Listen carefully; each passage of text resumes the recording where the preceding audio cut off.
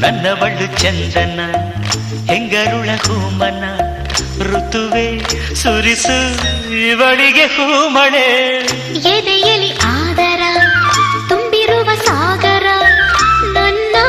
ದೊರೆಯ ಹೃದಯ ನಿವಾಸಿನ ಅರೆರೆ ನುಡಿದೆ ಕವನ ನುಡಿಸೋ ಕವಿಗೆ ನಮನ ಮಹಾಮೇಘಗಳೇ ಅಸ್ತು ದೈವಗಳೇ ಇಂಥ ಆಂತರ್ಯದ ಸೌಂದರ್ಯದ ಸೊಬಗು ಕಂಡಿರ